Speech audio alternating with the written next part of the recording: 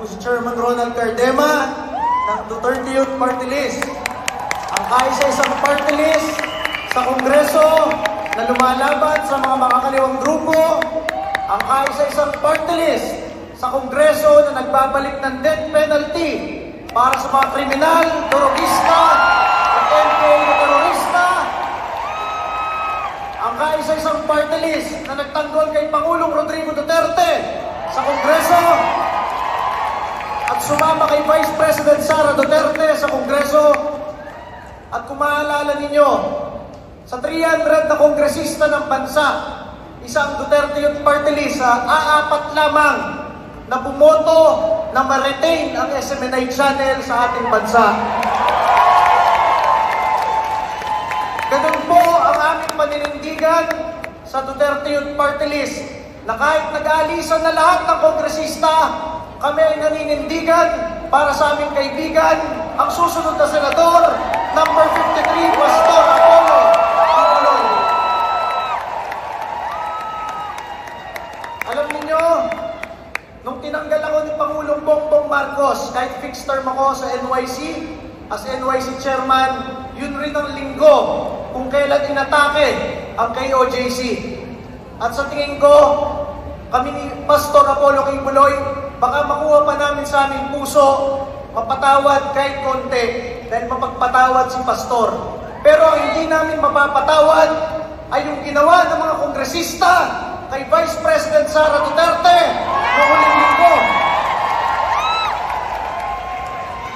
Kaya ang aming panawagan mula sa Duterte Youth Party List, tandaan ninyo yung pagmumukha ng 240 na kongresista na nag-impeach kay Vice President Sara Duterte. Kung ano yung ginagawa sa Davao del Sur, sinisira ang letrato ng congressman nila sa sobrang galit ng mga taga Davao del Sur. Sana tayong 32 million na lampas ng mga Pilipino ay manindigan ngayong eleksyon na ito. Huwag niyo iboto! Huwag niyo iboto lahat ng nagtraidor na kongresista sa mga Duterte.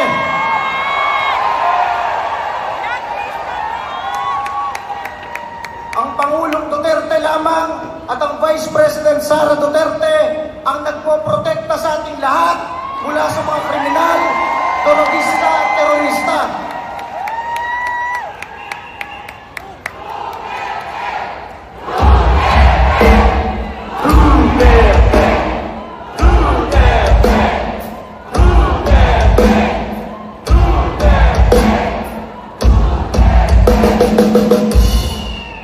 Kaya ang ating panawagan, kailangan protektahan natin ang Pangulong Rodrigo Duterte at ang ating Vice President Sara Duterte. At ngayong eleksyon na ito, lahat ng 240 na yan, kakampanyahin natin matalo sa kanilang mga distrito at probinsya.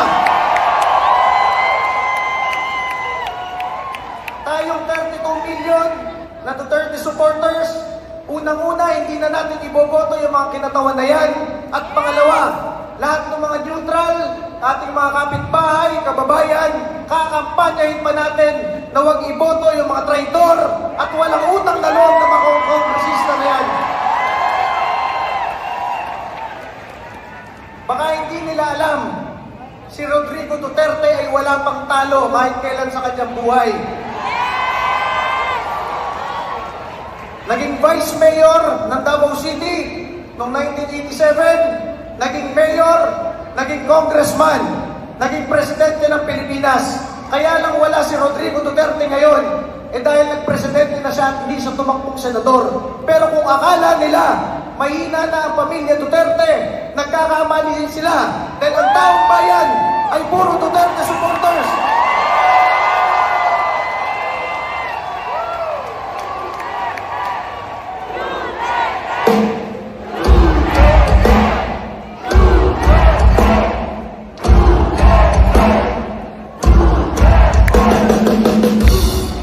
Kaya ang aming panawagan ngayong eleksyon na ito, iboto ninyo ang mga kaalyado ng Pangulong Duterte na narito sa harap at iboto ninyo ang mga senador ni Pangulong Duterte para mapagtibay ang pagbabalik sa Malacanang ni Sara Duterte.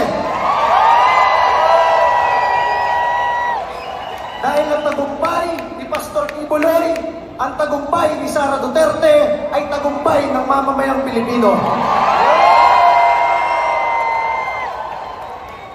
So muli po, mula po sa inyong number 5 Duterte Youth Party List, kami ay lumalaban uli ngayong eleksyon na ito. Kami ay naninindigan kasama ninyo at tayo ang magdadala ng liwanag dito sa bayang nalugmok na ito. Muli po, maraming salamat at masabi natin, tatag lang, tatag lang. Maraming salamat po. Maraming salamat kay Chairman Ronald Cardema ng Duterte Youth Party List. Isang malakas na palakpak naman dyan! Mayor Mike Rama!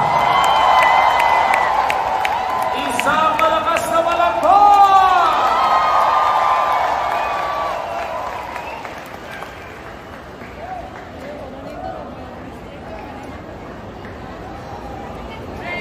Hello!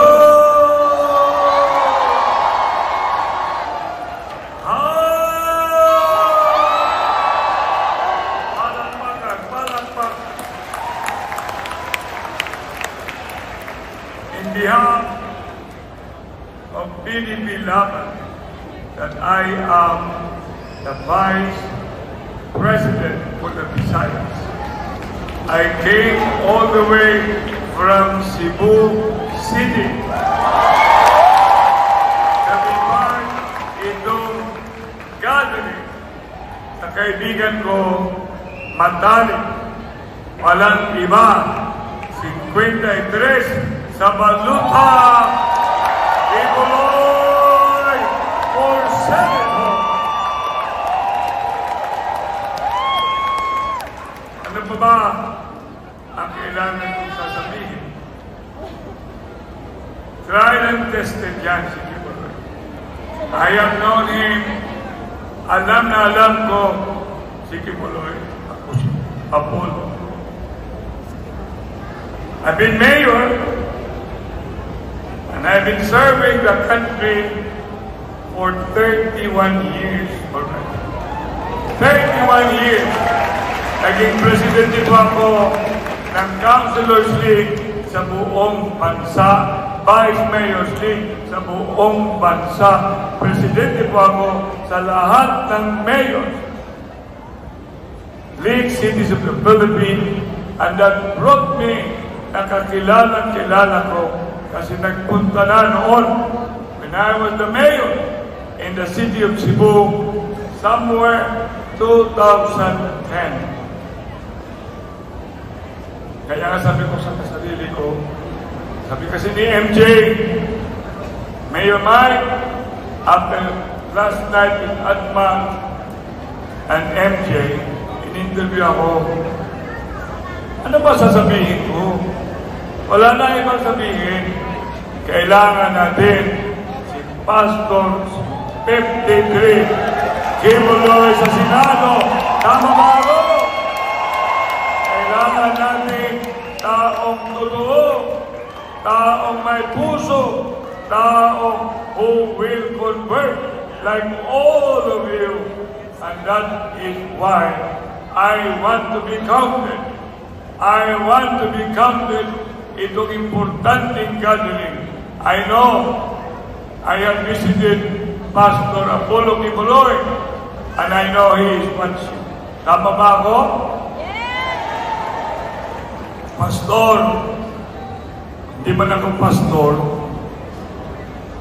Pastor Apollo Kibuloy, nandyan ka, kikinig ka sa amin, nandito po kami. Mahal na mahal namin kayo. Finally, with PDP Laban, our chairman, Mayor, President, former Digong Duterte also endorses Kibuloy for Senator, including Vice President Sara Duterte. And last but not the least, all of us, Partido PDP Laban bring Kibuloy 53 for Senator as part of our group. Maraming salamat. Agang salamat mga Bisaya. May gabi kaninyong tanan. Isayag ako.